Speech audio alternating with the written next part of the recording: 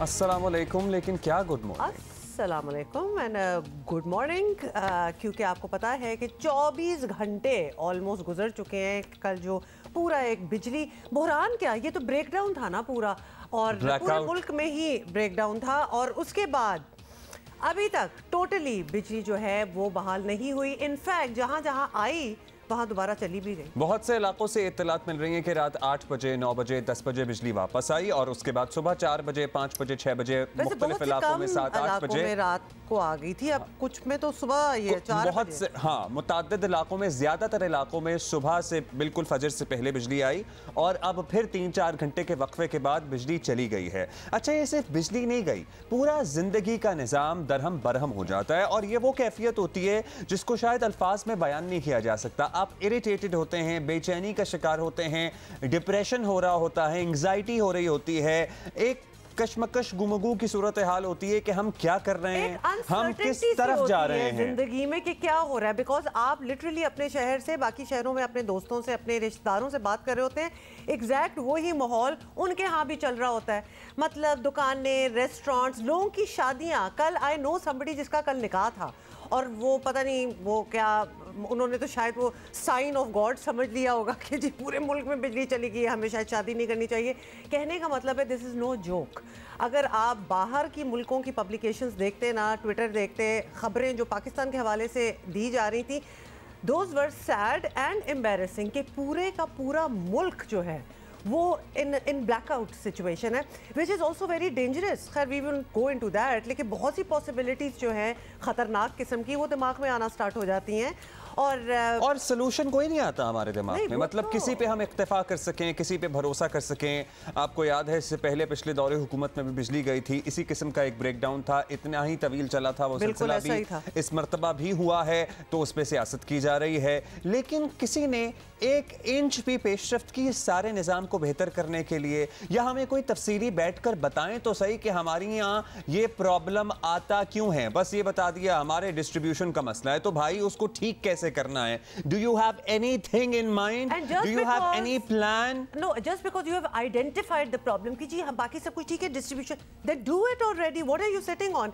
कहने का मतलब है हर बार हम भी कब तक वही रीजनिंग सुनते रहेंगे, वही एक्सक्यूजेस। जी ये हो गया, उसकी पेमेंट नहीं थी, ये हमारा सर्कुलर सिस्टम चल रहा है। Do not get into that. अच्छा, हमारी जिंदगियों एक दफा की कहानी सुना, Bring us into the 21st century, ले आए पाकिस्तान को 21वीं सदी में। मतलब आप क्या बातें कर रही हैं? 21st सेंचुरी हमारे यहाँ तो सब लोग बता रहे हैं कि और ज़िंदगी और हालात मुश्किल होंगे, तो उसके लिए ज़हनी तौर पर तैयार रहें। हमारी हालत चेक करें, सिग्नल चल नहीं रहे थे, इसलिए शाम के औकात में मुख्तलिफ इलाकों में ट्रैफिक जाम था, गाड़ियाँ शाड़ियाँ फंसी रहीं, पेट्रोल ख़त्म हुआ, पेट्रोल जब भरवाने गए पेट्रोल पंप पे तो पेट्रोल पंप के पास पेट्रोल मौजूद नहीं था। अच्छा जी, हाँ, ये सारा बहुत से इलाकों में राब्ता नहीं कर सकते, आप फंसे हुए हैं, लेकिन आप राब्ता नहीं कर सकते क्योंकि मोबाइल टेलीकॉम कंपनीज के सिग्नल नहीं आ रहे थे। मतलब मोबाइल फोन तो जब है तो बहुत से लोगों के तो चार्ज ही खत्म हो गया जी, चार्ज खत्म हो गया। जिनके चार्ज हैं उनके सिग्नल नहीं आ रहे। कोई एक मसले तो ऐसे थे लिटरली। उसके बाद जिनके पास यूपीएस लगे हुए हैं, खैर यूपीएस तो हमारी ज़िंदगी की एक ऑल्टरनेटिव लाइफस्टाइल ही हो चुका है, तो उसको बचा के यूज़ करने हैं। आई नो पीपल जिनका चलता हुआ यूपीएस उन्होंने बंद किया हुआ है, बिकॉज आपको नहीं पता कि आपको किस मौके पे दोबारा ज़रूरत होगी, because you don't, nobody is even giving you the information ना कि बिजली कब बहाल होगी। कल खुर्रम दस्तगीर साहब हमारे शो पे ही उन्होंने पहले तो बात कुछ घंटों से, चंद घंटों से स्टार्ट की, उसके बाद उन्होंने कह दिया 12 लगेंगे।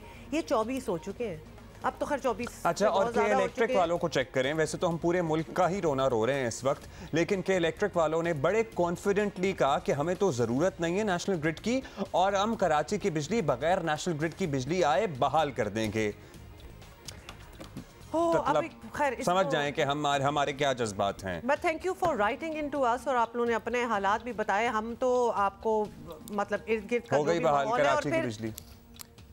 हो गई है बहाल। हाँ हो गई ना, क्योंकि हमें तो जरूरत नहीं थी, हमें जरूरत नहीं थी, हम मैनेज कर सकते हैं पूरा शहर। लेकिन उसके बाद रात गए, पता लगा कि हम कोशिश तो कर रहे हैं, लेकिन जैसे ही हम सिस्टम अप करते हैं पीछे से बिजली बंदिश की वजह से सिस्टम डाउन हो जाता है। तो भाई अब तक सिस्टम इस काबिल क्यों नहीं बनाया एक प्राइवेट कंपनी हो कि बगैर नेशनल ग्रिड की डिपेंडेंस के सर्दियों में, शदीद सर्द रातों में जब कराची का दर्जा हरारत 7 डिग्री पे पहुंचा हुआ है, इस शहर को कुछ बिजली इसलिए फराहम कर सको कि लोग एक बल्ब और एक मोबाइल चार्जर लगा लें। क्यों भाई, हाउ डेयर यू, आपने क्या डिजर्व किया है कि आप अपनी जिंदगी में एक बल्ब ऑन करें?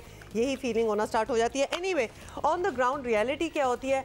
हमारी कोशिश होती है कि हम आपको ऑब्वियसली बिल्कुल जो हम जानते हैं, हमें पता है, हम आपके सामने रखें। जैसे कि हमारी पूरी टीम यहाँ कराची में ही है, सो हम सारे एक दूसरे से बात करते हैं। सुबह सुबह यही पता चला कि बिजली आ तो गई थी कोई सुबह 4-5 बजे, लेकिन सारों के यहाँ दोबारा से गई कोई अराउंड 7:30 बजे, एग्जैक्ट वही टाइम। अच्छा, पानी का तो मैंने आपको इशू बताया ही नहीं। कराची वगैरह में तो अंडरग्राउंड टैंक कॉन्सेप्ट है, बाकी मुल्क में पंजाब वगैरह में इतना नहीं होता। डायरेक्ट पानी आता है वो टैंकी में चढ़ जाता है। तो बिजली नहीं थी, इसलिए टैंकियों में जो पानी था वो खत्म हो गया। बहुत से इलाकों में डायरेक्ट पानी आता है, वहां पे पंप नहीं चल रहा था, ट्यूबवेल नहीं चल रहा था, इसलिए पानी नहीं आ सका।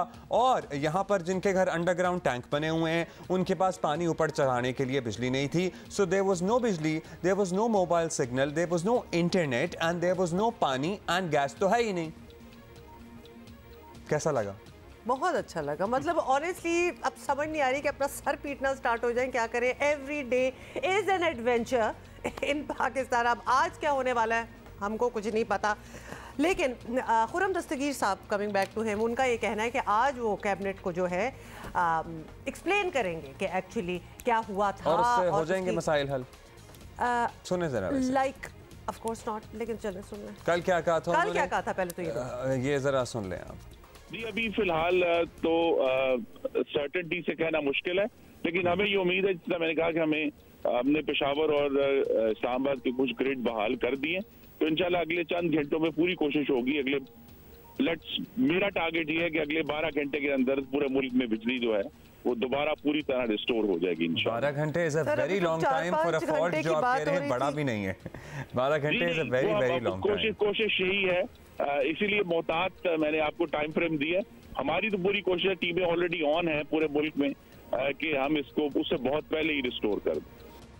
और अपनी तरफ से इन्होंने खोला डोला टाइम फ्रेम दिया था ताकि दोबारा से पकड़ ना हो मेरी। उसमें भी कुछ खास, उसमें भी फंस गए हैं, क्योंकि अब तो 24 घंटे होने वाले हैं। तकरीबन इसी वक्त हमने इनसे गुफ्तगू की थी और बहुत से इलाकों में 24 घंटे से ज्यादा हो चुके हैं। कल 7:30 बजे की बात है, इसी वक्त गुफ्तगू की थी। इनकी गुफ्तगू को 24 घंटे हो गए हैं और इस वक्त गुफ्तगू में इन्होंने कहा था कि 12 घंटे में वापस आ जाएगी। लेकिन मुतादिद इलाके ऐसे हैं जहाँ बिजली आई जरूर, लेकिन चंद घंटे बाद दोबारा चली गई। अब्दुल्ला, बाकी कुछ हो ना हो, दावों में तो आपको पता है nobody can beat us, मतलब कि कोई करके तो देखे दावा हमसे ज्यादा बड़ा और बुलंदोबांग। हम वी आर द क्या कहते हैं ना, लीडर्स ऑफ दावे। तो लिहाजा अब दुआ करें आप प्लीज़, किसी की ना माने, दुआ करें, कंजर्व करें अपनी खुद की एनर्जी भी, और अपने घर में भी अगर थोड़ी देर के लिए आपकी बिजली आ गई है, पानी जमा करके रख लें। Do these things. Power bank ये ऑलमोस्ट अच्छा, पावर बैंक होते हैं बहुत से लोगों के पास, लेकिन कौन चार्ज करता है या रखता है? मतलब कहीं जाना आना होता है, आप करती हैं? हाँ, मुझे आदत भी है, बिकॉज अक्सर औकात जहाँ हम बैठे होते हैं और आपको फ़ोन भी साथ चाहिए होता है, तो मेरे पास वो लीड नहीं होती ना, तो मैं पावर बैंक साथ रख लेती हूँ, which yesterday came in handy. So I am very happy about मेरी ये नाइस आदत। ये नॉर्मल चीज़ें नहीं है बाय द वे, ये मेरी भी नॉर्मल सी हरकत है, लेकिन कहने का मतलब है हमारे यहाँ कुछ भी हो सकता है, तो रेडी रहो। अब समझ आ गई ना? So this is what has. अच्छा, यूपीएस को भी आदत नहीं है ना चलने की, सो मैंने अपनी तरफ से बड़ी चालाकी की। प्रोग्राम के दौरान ही बेगम को मैसेज किया, यूपीएस बंद कर लो, शाम में चलाएंगे। उन्होंने कह दिया 12 घंटे लग जाएंगे। जब शाम में यूपीएस ऑन किया, चला ही नहीं। तो वो लेने के देने भी पड़ जाते हैं। अपनी तरफ से बहुत कोशिश करते हैं, मतलब why do we have to suffer that way? कभी कभार मैं ये ऑनेस्टली सोचती हूँ कि हमें ना एक पेनल्टी पे करनी पड़ती है टू लिव इन आवर मुल्क पाकिस्तान।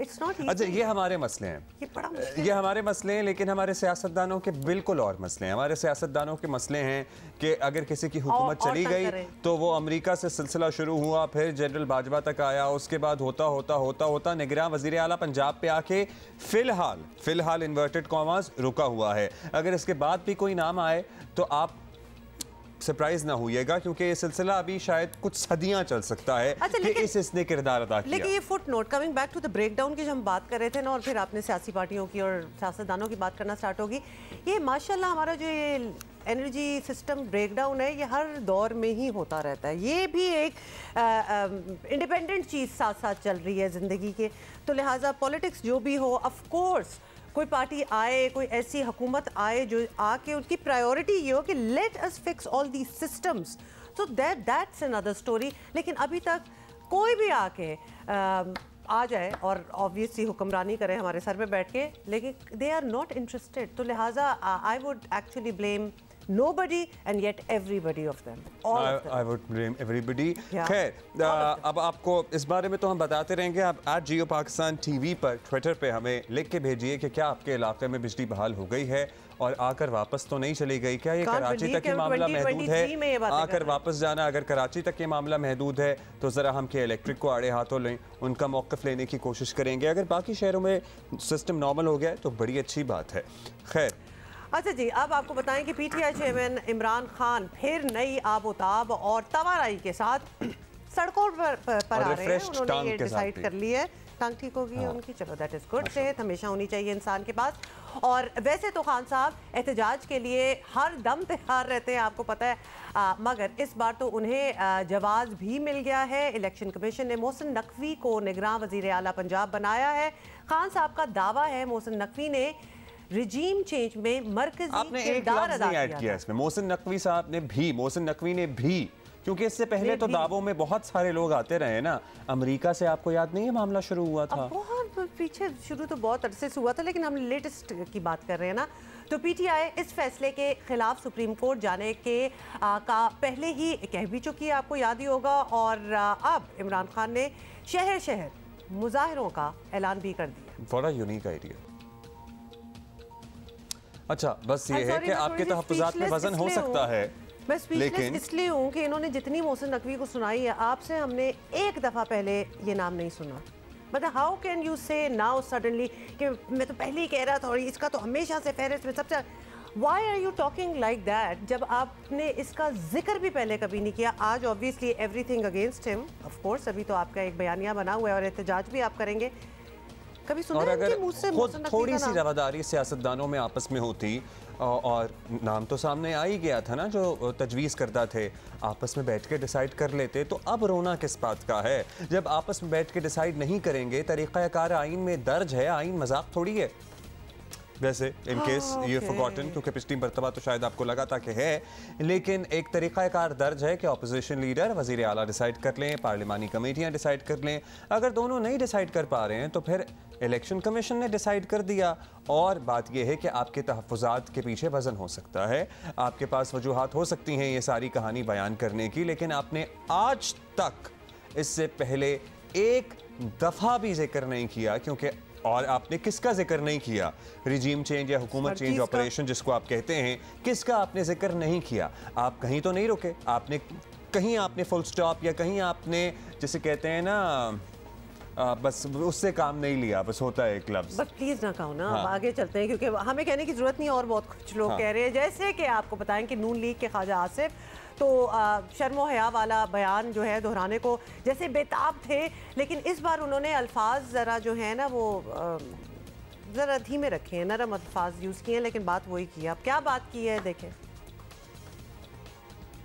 आज उनका एतराज़ करना मोहसिन नकवी साहब की तकर्री पे मैं समझता हूँ कि कतई तौर पे एक रोंद डालने वाली बात है। अदरवाइज़ कोई कानूनी और आइनी जवाज़ जो है वो कतई तौर पे उसका मौजूद नहीं है। इमरान खान साहब की जो असम्बली के मतलब गुफ्तगू थी कि ये एक साजिश की पैदावार है, ये फ़लाँ चीज़ की पैदावार है और हमने वापस नहीं जाना, हमने इस्तीफ़े दे दिए हैं, जाने वाले को ये होता है, जाने वाले को वो होता है, यानी हर किस्म का बदजुबानी जो है उन्होंने इस असम्बली के अब वो असम्बली में वापस आने के लिए मरे जा रहे हैं। इस्तीफ़ों के लिए इतने बेताब हैं कि असम्बली नहीं, वो इलेक्शन कमीशन पहुँच गए। इस्तीफ़े जो है वो हम वापस लेना चाहते हैं, असम्बली में वापस जाना चाहते हैं, हमने लीडर ऑफ अपोजिशन बनना है, उस वक्त ही बन जाते, ना इस्तीफ़े देते। आम इंसान को तो है वो बड़ी शर्म या आती है इस किस्म के फैसले करके उसको रिवर्स करने में, लेकिन शर्म या वाली नाम की कोई चीज़ जो है इमरान खान में नहीं है। अच्छा जी, सीनियर तज्ज़ियाकार मुनीब फारूक हमारे साथ मौजूद हैं, कानूनदान भी हैं। बहुत शुक्रिया मुनीब, आपने वक्त दिया। मुनीब, तहरीक इंसाफ आज फिर से सड़कों पर होगी। इमरान खान ने ऐलान कर दिया हुकूमत के लिए जो चैलेंज हो सो हो। क्या तहरीक इंसाफ के लिए भी एक मरतबा फिर से रियलिटी चेक होगा कि क्या लोग अभी भी इंटरेस्टेड हैं उस तरह से इनकी कॉल पर बाहर निकलने के लिए? देखिए, इमरान खान साहब के लिए यकीनी तौर पर चैलेंज है और उनके जो पार्टी वर्कर्स हैं वो भी ज़ाहिर बात है वेयर आउट कर रहे हैं। वो भी सवाल करेंगे या इनफैक्ट कर रहे होंगे कि ये एहतजाज कब तक चलेगा। और इमरान खान साहब की जमात सरापा एहतजाज रही है पिछला पूरा साल, ख़ास तौर पर मार्च से लेकर अब तक। तो इस नए मामले के ऊपर इमरान खान साहब अगर एहतजाज करते हैं तो वो एहतजाज कितना इफेक्टिव होगा और वो क्या महज एक टोकन किस्म का एहतजाज होगा, कोई बहुत बड़ा इज्तिमा होगा, वो तो नज़र आएगा। लेकिन हुकूमत के लिए तो मुझे नहीं लगता कोई चैलेंज है, क्योंकि अब जो इमरान खान साहब के पास जो एक स्पेस थी, यानी पंजाब की हुकूमत, खैबर पख्तूनख्वा की हुकूमत, वो तहलील हो चुकी है, असम्बली तहलील हो चुकी है। वहाँ पर निगरान हुकूमतें हैं। अब निगरान हुकूमतें किस हद तक इन्फ्लुएंस किसी में होती हैं, ये अपनी जगह पर एक सवाल मौजूद है। और इमरान खान साहब को अब वो लेवरेज भी हासिल नहीं है जो कि पहले पंजाब के अंदर रहते हुए उन्हें था। उनकी पार्टी के लिए बहुत सी चीज़ें फैसिलिटेट की जाती थी क्योंकि उनकी पार्टी की पंजाब के अंदर हुकूमत थी। अब मामलात मुख्तलिफ होंगे, तो क्या लोग वाकई उसी तरह निकलेंगे? अगर निकलेंगे तो इमरान खान साहब को एक बहुत अच्छी एक फील मिलेगी कि लोग अब भी उनके साथ हैं और हर मौके के ऊपर उनके लिए निकलना चाह रहे हैं। लेकिन अगर तादाद इम्प्रेसिव ना हुई और कोई अच्छा शो ना लगा पाए तो उससे फिर ये सवाल पैदा होगा कि क्या मकबूलियत अपनी जगह मौजूद है। चले, मकबूलियत अगर हो भी तो क्या वर्कर उतने ही चार्ज है या नहीं, ये सवाल अपनी जगह ज़रूर मौजूद है। राइट, ठीक है मुनीब। लेकिन अब जो है वो तहरीक इंसाफ और चीज़ें जो है वो प्लान करी है। अब तहरीक इंसाफ कौमी असम्बली में वापसी, मोहसिन नकवी की बर्खास्तगी और रमज़ान से पहले इंतखाबात के लिए अदालतों का रुख जो है उन्होंने करने की पूरी एक ऐलान भी कर दिया है, प्लान भी कर रहे हैं। तो क्या during the course of the past few months आपको लगता है कि उनके जितने भी केसेस थे अदालतों में वो इतने ज़बरदस्त गए कि वो इतने पूरे एतमाद हैं कि ये सब कुछ हो सकता है?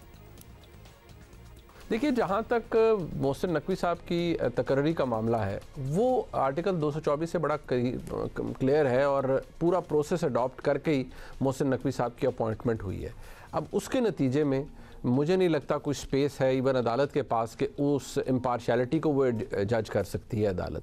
और इलेक्शन कमीशन ने अपना एक आइनी किरदार निभाया है। इमरान खान साहब का हक है कि वो उसके ऊपर एतराज़ करें कि ये बड़ा बाइस्ड फैसला था, बड़ा पार्शल फैसला था।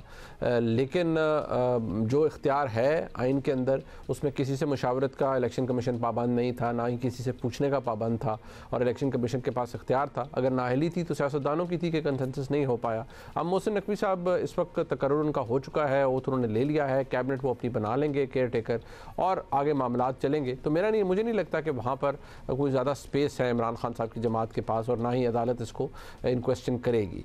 दूसरी बात, जहाँ तक इस्तीफ़ों की है, उसमें इमरान खान साहब की जमात को शायद अब ये रियलाइज़ हो रहा है कि असम्बलियों से निकलना शायद चले उस वक्त ठीक होगा। लेकिन अब उन्हें पता चल रहा है कि राजा रियाज साहब की मौजूदगी में वहाँ पर फिर जो केयर टेकर का मामला होगा अक्टूबर के अंदर, अगर इंतखाबात होते हैं तो वो शायद एक ऐसा मामला होगा जिसके अंदर पाकिस्तान तहरीक इंसाफ अपना हिस्सा रखना चाहती है। लिहाजा उन्होंने विड्रॉ किए, चले जाएँ, विड्रॉ कर लिए हैं तो, और पार्लियामान के अंदर जाएँ, और पहले भी अगर जाते तो बहुत अच्छा होता। लेकिन मुझे नहीं लगता अब उससे कोई ज़्यादा फ़र्क पड़ता है।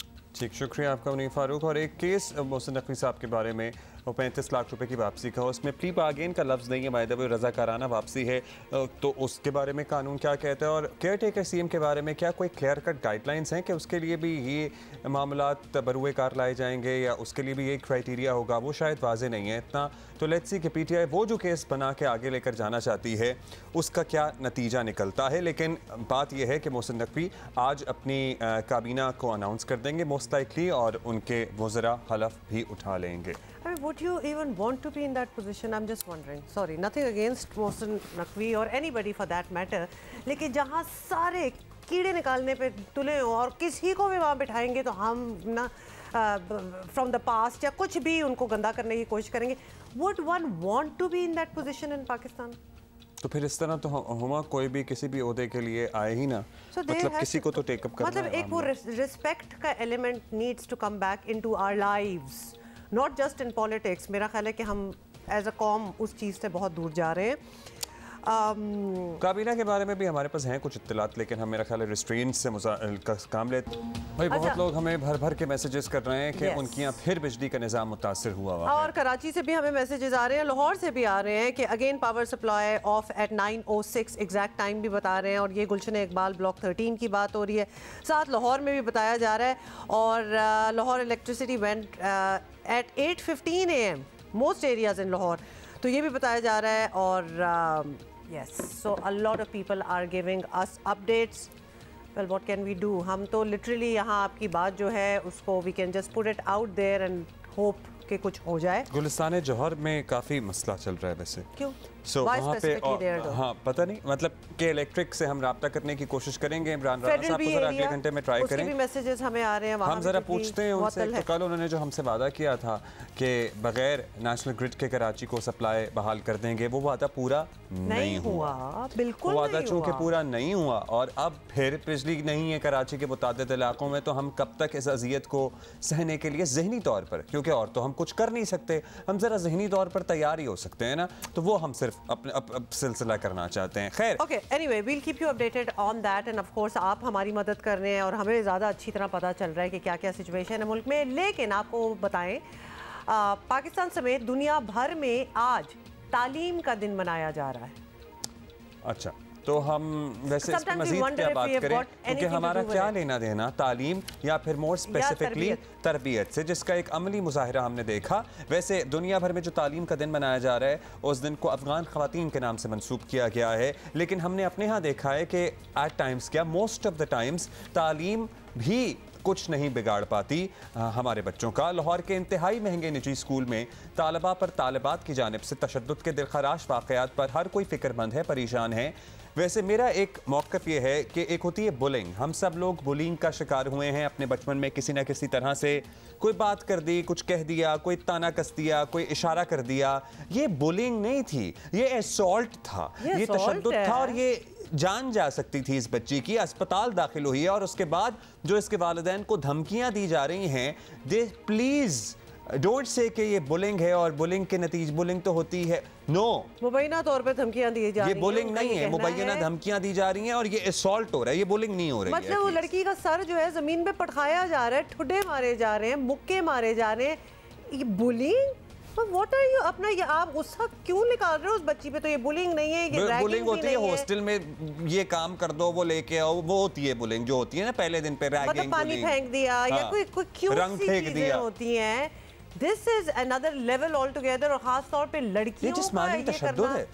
ये बहुत अजीब बात है। तो इसकी जो वीडियो है ये सोशल मीडिया पर आपको पता है कि वायरल हुई है। Everybody had a lot to say. Ahmed Faraz is waiting for us. और अब तक क्या एक्शन लिया गया है और क्या कार्रवाई हुई है, क्या हो सकती थी, ये तो हमें पता लगता ही रहा है। लेकिन ये भी इत्तलात आ रही हैं कि पुलिस भी दबाव डाल रही है और पुलिस हुक्काम क्या वाकई मामला रफा दफा करने के लिए कोई किसी किस्म का प्रेशर डाल रहे हैं। अहमद फराज ये बताएं सबसे पहले तो।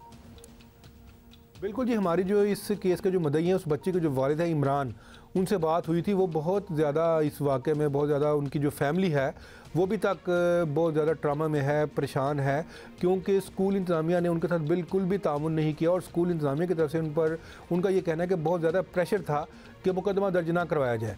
उन्होंने तो जो एप्लीकेशन दी थी उसमें उन्होंने स्कूल प्रिंसिपल के नाम भी डाल के दी थी कि इन्होंने और इनके अमले ने उस बच्ची को बिल्कुल भी बचाने की कोशिश नहीं की। और ख़ास तौर पर ये जो लड़कियां, जो दो लड़कियां जो थी, जो दो उसमें मुलज़मा जो हैं, वो तो स्कूल में पढ़ती ही नहीं थी, वो तो अपने कुछ साथियों के साथ डबल केबन गाड़ियों में स्कूल में आई थी। तो बात यह है कि वो जो आउटसाइड तालबात थी वो किस तरह इस स्कूल में दाखिल हो गई और फिर स्कूल में ना सिर्फ दाखिल हुई बल्कि उसके हाथे में जाकर उन्होंने इस बच्ची को बुरी तरह तशद्दुद का निशाना बनाया।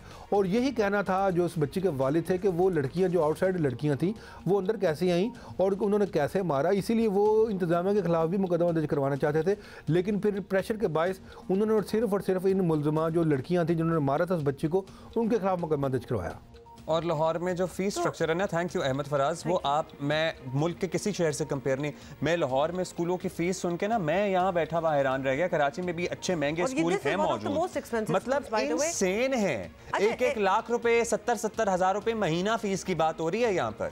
अच्छा, अहमद फराज की बात से एक बात तो इस तरह क्लियर होगी, ये बुलिंग वाला मामला तो है ही नहीं, फिर ये तो टोटल असॉल्ट है। मतलब जब वो क्लास फेलोज भी नहीं हैं, जब स्कूल में साथ पढ़ते भी नहीं है, किसी और स्कूल के बच्चे हैं जो आके मार रहे हैं, तो फिर तो ये असॉल्ट ही हुआ। और कितने गैरतमंद है, मैं कहता हूँ वो लड़के जो वीडियो बना रहे हैं, कह कहे लगा रहे हैं, और छोटी बच्ची को जिसका 7 साल का भाई मुबैना तौर पर ये सारा कुछ देख रहा है, नहीं बचा रहे। और वो जो कमाल तरबियत की आपकी माँ ने चढ़ी हुई है ना और उसको मार रही है और फिर वो पोज कर रही हैं कैमरे के लिए। आई एम सॉरी, लेकिन बहुत पहले वो जो गल्फ वॉर में अबू गरीब प्रिजन में जो सब कुछ हुआ था ना, वो प्रिजनर्स के साथ उनको असॉल्ट करके उनके साथ तस्वीरें खिंचवाना, उसकी झलक आ रही थी इस चीज में। इन बच्चों को इसी तरह बड़े होने दिया तो ये वही जाके बनेंगे, क्योंकि अभी इनकी हरकतें ऐसी हैं। डॉक्टर आयशा रज़ाक हमारे साथ मौजूद हैं, और ढिठाई होती है वालिदैन की जो फिर से ओछी, पता है वहीं से आ रहा होता है, ओछी हरकतें करते हैं, मुबैना तौर पर गाड़ियों में पीछा किया जा रहा है जो विक्टिम है उसकी फैमिली का। सो ये जो चीपनेस है, आई एम सॉरी, बट ये छिछोरपन जो है, ये पता नहीं वहां से आ रहा है या हमारे सिस्टम में भी ये सरायत कर चुका है। Doctor Ayesha, what's your take on this whole incident? ये बुलिंग कर रहे हैं, हमें तो ये बुलिंग नहीं असॉल्ट लग रहा है। आप बताइए आपका क्या मौक़िफ़ और क्या ख्याल है? अस्सलाम वालेकुम, बहुत बहुत शुक्रिया इनवाइट करने का। मेरे ख्याल में अब्दुल्ला, जैसे आप लोगों ने पहले कहा, एक तो मैं ये वाज़ेह कर दूं कि देखिए बुलिंग जो होती है ज़ाहिर है उसकी एक डेफिनेशन है, और बाय डेफिनेशन वो एक repeated after you pick on somebody. लेकिन यहाँ पर मैं ये भी क्लियर कर दूं कि बुलिंग हर किस्म की होती है, फिजिकल वायलेंस भी शामिल होता है बुलिंग में, अगर आप उसकी जाके देखते हैं। और वो पॉलिसीज़ होती हैं बाकायदा स्कूलों की कि verbal, emotional, social, physical bullying is unacceptable. दूसरी बात यह है कि बुलिंग हर किस्म के स्कूल पे होती है। आप उठा के एक सिंपल सी गूगल सर्च कर लेंगे तो पाकिस्तान के पब्लिक स्कूलों में, सिंध, पंजाब, केपी, जहाँ का उठा के देख लें, आपको एकेडमिक पेपर्स मिलेंगे about bullying, not just in private schools but also in public schools. तो ये एक रैम्पेंट इशू है, हर जगह का इशू है, क्योंकि बच्चे तो उसी सोसाइटी के, उसी एज के जा रहे हैं, उनके इश्यूज वही हैं, वो स्कूल को, पेरेंट्स को मॉनिटर कर रहे हैं। तो एक बात ये मैं क्लियर कर दूं। दूसरी बात ये कि हाँ, मैं आपसे यहाँ तक एग्री करती हूँ कि मुझे ये बुलिंग का at least based on the information that we have, मुझे बुलिंग नहीं लग रही। मुझे लग रहा है कि ये एक लड़ाई थी, बहुत बुरी लड़ाई थी, वायलेंस था, और ऑब्वियसली इसमें एक साइड जो है उसका कसूर और उसके नंबर ज़्यादा थे। तो मुझे बेस्ड ऑन इंफॉर्मेशन बुलिंग नहीं लग रही है। जाहिर है बहुत ज़्यादा बहुत अजीब सा वाक़या है, ऐसा नहीं है कि ऐसे वाक़यात होते नहीं हैं, बहुत होते हैं। ये सिर्फ एक सोशल मीडिया पे आ गया है, वीडियोस बन रही थी वहाँ पर, looks like everyone was involved in making videos, तो ऑब्वियसली काफ़ी अजीब सी बात है। अच्छा डॉक्टर आयशा, ये अगर हम चले थोड़ी for the sake of this conversation, अगर हम कह दें ये बुलिंग नहीं है, ये असॉल्ट है, अब किसी की तरबियत किसी के घर में कैसी हो रही है, अब हम हर किसी के घर घर तो घुस के नहीं उनको सिखा सकते ना कि भाई इस तरह माशरे में नहीं रहते और इस तरह नहीं।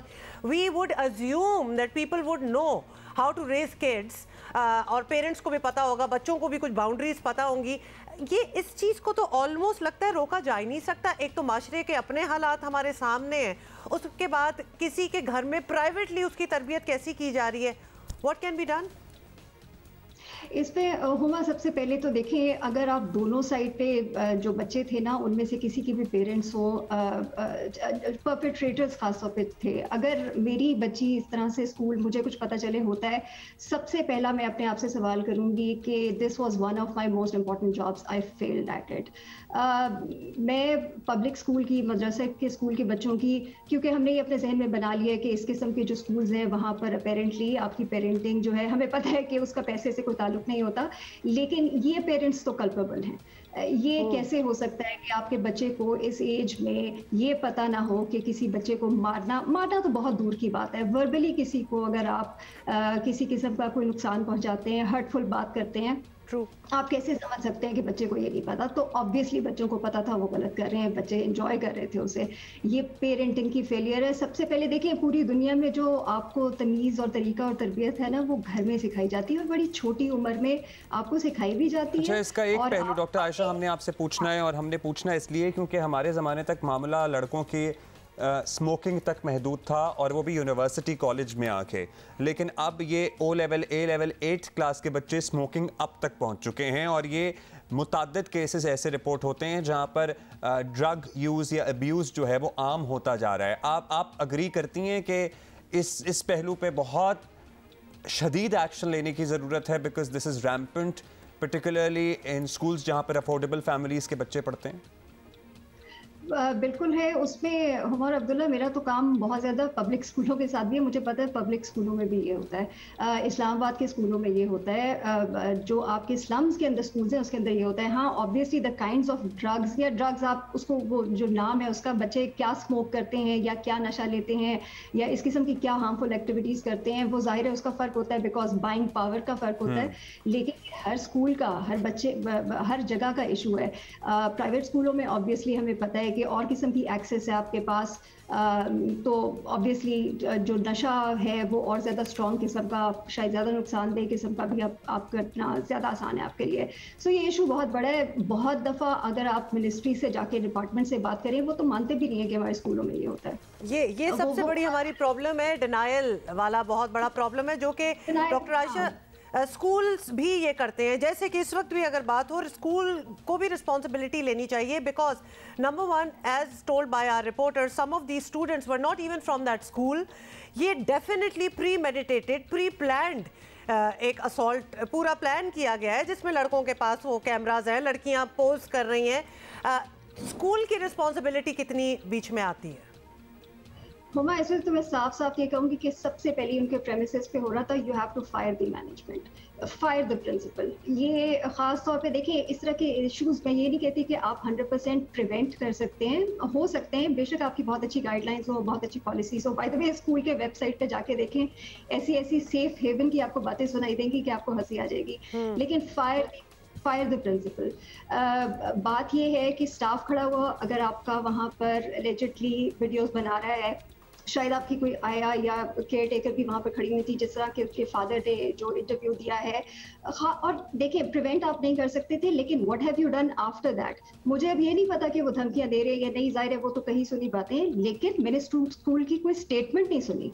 What are you doing now? अब आप क्या किया है आपने? स्कूल की तरफ से तो बिल्कुल खामोशी है इस किस्म के मामलात में। मैं पब्लिक स्कूल से, मदरसे से एक्सपेक्ट नहीं करती, लेकिन एक एलीट प्राइवेट स्कूल से मैं ये एक्सपेक्ट करती हूँ कि कोई क्राइसिस मैनेजमेंट होगी। कोई आएगा कैमरे के सामने और आकर कहेगा कि ये मामला है, हम इसको बहुत सीरियसली ले रहे हैं और जहाँ पर भी किसी की गलती होगी हम उस पर बड़ा सख्त एक्शन लेंगे। और इस केस में एक्शन बड़ा वाजे है, you have to either expel और suspend for a very long time these girls. ये आप नहीं कर सकते कि अच्छा अब ये रफा दफा हो जाएगा, ये 2 दिन खबर चलेगी, चौथे दिन नहीं चलेगी, ये ऐसे नहीं हो सकता। बहुत शुक्रिया आपके doctor Ayesha Razzaq, thank you, that's all the time we have. But yes, school की तरफ से कोई स्टेटमेंट नहीं मिली, एटलीस्ट सामने नहीं आई है। और अब तक क्या एक्शन लिया गया है? Principal is directly responsible for all this act, उन्हें वैसे इज्जत के साथ खुद ही स्टेप डाउन हो जाना चाहिए था। और साथ ही अब तक क्या एक्शन लिया गया है इन बच्चों के खिलाफ, कुछ तो बताएं। ऑल्सो जस्ट ऐड कि जहां मतलब वही बात डॉक्टर आयशा वाली भी बात बड़ी ज़बरदस्त थी, जब बेचते हैं ना ये स्कूल और ये एजुकेशन, तो प्रोस्पेक्टस पे और वेबसाइट्स पे क्या क्या लिखा होता है कि क्या सेफ जगह, एनवायरनमेंट है, बच्चे अपना फ्लरिश करेंगे एंड ऑल दैट। अब अगर बाहर से लड़के लड़कियां आ रहे हैं और ये चीज़ें हो रही हैं, तो आई वुड ऑल्सो से कि अभी जो हुआ है ना, शुक्र है ये कम हुआ है, इससे बहुत बुरा हो सकता था। You don't know what people are capable of, what youngsters अगर ये कर रहे हैं, तो उसके बाद मजीद असॉल्ट करना, बात कत्लो गारत पे, रेप्स पे, बहुत चीजों पे जा सकती है कि स्कूलों को रिस्पॉन्सिबिलिटी लेनी पड़ेगी। मुझे नहीं समझ आया कि चलता चला गया, मतलब हमारे और अभी तक कुछ कह भी नहीं रहे ना। मिडिल क्लास मीडियोकर से स्कूल में हर कॉरिडोर में एक आया, हर फ्लोर पे एक चौकीदार होता था। मतलब ये तो इस कॉरिडोर से पता चल गया है कि ये बहुत एलीट स्कूल है। बाय द वे, भाई सभी की शादियां हो रही हैं, वैसे ही आपको पता है सर्दी सीजन होता है। Almost sounded like a complaint, didn't it? जब वो दोस्त मिलते हैं और फिर कहते हैं देखो सभी की शादी। अच्छा, वैसे एक मैं लड़कियों को एडवाइस करना चाहूँगा, वो जो नए नए कपल्स हैं, और अगर आपके शौहर जो नए हैं अपनी शादी के बारे में नहीं बता रहे हैं, या अपनी तस्वीरें सोलो लगा रहे हैं, या अपनी शादी की तस्वीरें पब्लिक नहीं कर रहे हैं, व्हाटएवर द केस इज, तो ये एक रेड फ्लैग है लड़कियों। We know somebody who got married and ये एक रेड फ्लैग है लड़कियों, ये एक रेड फ्लैग है। अगर पब्लिकली लड़का अनाउंस नहीं कर रहा, चलो तस्वीरें किसी और वजह से नहीं लगा रहा, अगर अनाउंस नहीं कर रहा और छुपा रहा है और नहीं बता रहा, ये एक रेड फ्लैग है। अगर एनीवे, तो हमने एम ही कहानियां स्टार्ट कर दी, हम बात कर रहे हैं बताना था हमने बच्चियों को आजकल। देखो, शादी कर ली, निकाह हो गया और बताया ही नहीं। तो कौमी ऑलराउंडर है जी शादाब खान ने निकाह कर लिया है, और जिसकी इतला उन्होंने अपने मद्दाहों को ट्विटर पर दी है। और शादाब खान का निकाह जो हुआ है पाकिस्तान क्रिकेट टीम के साबिक हेड कोच सकलैन मुश्ताक की साहबजादी से हुआ है और this came as a bit of a surprise, क्योंकि अगर उनके कंटेम्प्रेरीज देखें तो माशाल्लाह शादियां, निकाह, तस्वीरें, फोटोशूट्स और माशाल्लाह हर जगह पहुंचे भी होते हैं ये। एग्जैक्टली, और जिस तरह पाकिस्तान में शादियां होती हैं, देखिए इनकी बिल्कुल ही अलग हुई और बस ट्वीट से उन्होंने बता दिया कि भाई हो गई है शादी और मेरे मेंटोर की बेटी के साथ हुई है और वी वांट प्राइवेसी। अच्छा, फिर एक और शादी हुई कल और अतिया शेट्टी और केएल राहुल, जो कि इंडिया के, आपको पता ही है कि अतिया शेट्टी कोई अदाकार है? नहीं, सुनील शेट्टी की बेटी है उनके। हाँ, सुनील शेट्टी की बेटी है। अच्छा, एनीवे, तो उनकी तो बिग ग्रैंड वेडिंग थी और ये कुछ तस्वीरें उन्होंने भी शेयर की और हम आपके साथ शेयर कर रहे हैं। और अब आगे आपको पता है कि और भी शादियां आने वाली हैं, मतलब क्रिकेटर्स की बड़ी शादियां, आजकल सीजन चल रहा है। जैसे कि आपको पता है शाहीन शाह अफरीदी की भी अभी कुछ 1-2 हफ्तों में ही है ना? हाँ, निकाह है। हाँ, फरवरी में। अगर नियत हो, अज़्म हो, हिम्मत हो और कुछ करने की जुस्तजू हो तो ये सब कुछ किया जा सकता है। और इस काम को करने वाले आज़ाद रुकन कौमी असम्बली मोहम्मद असलम होतानी साहब हमारे साथ स्टूडियोज़ में मौजूद हैं। सर, हमने आपके इलाके, आपकी छोटी सी तहसील दुरे जी की एक डॉक्यूमेंट्री ही मैं कहूँगा, भाई बहुत अच्छी आपने वक़ास आलम एक रिपोर्ट बनाई। ये ज़ाहिर है एक दिन का काम तो नहीं है, चंद हफ्तों का भी नहीं है, सालों का भी नहीं है। ये कब आपके जहन में ख्याल आया और कब से आपने सोचा कि हाँ, ये जो पीस ऑफ लैंड है ना, इसको मैं ट्रांसफॉर्म करके दिखाता हूँ? थैंक यू ओमा, thank you Abdullah for having me on your show. Sir, देखिए, मुझे डेवलपमेंट का या चीज़ों को बेहतर बनाने का एक शौक़ है और अल्लाह ताला ने मौका दिया जब मैं सियासत में आया। वैसे तो हमारी फैमिली अल्हम्दुलिल्लाह पिछले 50 साल से इलेक्शन जीतती आ रही है, मेरे बड़े भाई, और 2002 में मैं सरकारी मुलाजमत छोड़ के सियासत में आया। तो फिर सरकार के वसाइल मिले तो मैंने कहा क्यों ना ये जो मेरा एक छोटा सा गांव है इसको बेहतर एक मॉडल करके पूरे पाकिस्तान को बताएं। आज से 25 साल पहले न बिजली थी, न पानी था, न सड़क थी, कुछ नहीं था। और आज 25 साल बाद अल्हम्दुलिल्लाह आप कोई भी किसी चीज़ का नाम लें जो इस्लामाबाद में आपको मिलेगी, कराची में मिलेगी, वो आपको मेरे उस गांव दुरेजी में मिलेगी। एम्बुलेंस मिलेगी, लाइब्रेरी मिलेगी, अस्पताल में 24 घंटे डॉक्टर मिलेगा, बच्चियों का अस्पताल है, हायर सेकेंडरी स्कूल है, सड़कें हैं, साफ़ सुथरा है, चोरी वहाँ नहीं होती है। आप पुलिस थाने वहाँ वीरान है, एक दिन भी कोई FIR सालों में नहीं कटती है, कोई चोरी नहीं। मैं तो पानी का निज़ाम देखकर आपने जिस तरह 40 डैम बना दिए आपने। 40 छोटे बड़े डैम बनाए जिससे वाटर लेवल जो है आपका ऊपर हो रहा है। और हमारे इलाके से जो लोग कई साल पहले कैद साली की वजह से माइग्रेट करके गए थे सिंध या और इलाकों में, वो वापस आकर अपनी ज़मीनें आबाद कर रहे हैं। तो एक शौक़ है, लगन है। और दूसरा ये कि ये जो अल्लाह ने इज़्ज़त दी है, पार्लियामेंट में पहुँचे हैं, वो वसीला करने वाला तो इज़्ज़त देने वाला खुदा है, लेकिन वसीला ये लोग हैं। तो अगर उन लोगों के लिए कुछ डिलीवर करें, उनको अच्छा रहने का एक शहर बना के दें, उनको सहूलतें दें हर किस्म की, तो अल्लाह भी खुश होते हैं, लोग भी खुश होते हैं, हमारे दिल को भी तसल्ली होती है। और पैसा सरकार का है, कोई हम अपनी जेब से नहीं लगाते, सरकार फंड्स देती है। कोशिश करते हैं। आपको देख के लगता है ना काम हो सकता है? फिर ये जो लोग शिकायत करते हैं, आपने वो मॉडल बना के दिखा दिया कि ये बड़ा डूएबल है। आप ऑनरशिप दें। देखिए, एक चीज़ बना के छोड़ देना वो तो पैसा ज़ाया कर रहा है। आपने एक एसेट क्रिएट किया, उसको ज़ाया कर दिया। उस एसेट की फिर निगहबानी भी करें और उसको अपने बच्चों की तरह देखें। ये अच्छा लफ्ज़ आपने दिया है, निगहबानी एक्चुअली करनी। जब आप उसकी ऑनरशिप न देंगे तो फिर तो कोई भी चीज़ है वो ज़ाया हो जाएगी। तो हमने उनको ऑनरशिप भी दी है और अल्हम्दुलिल्लाह बहुत डेवलपमेंट की है।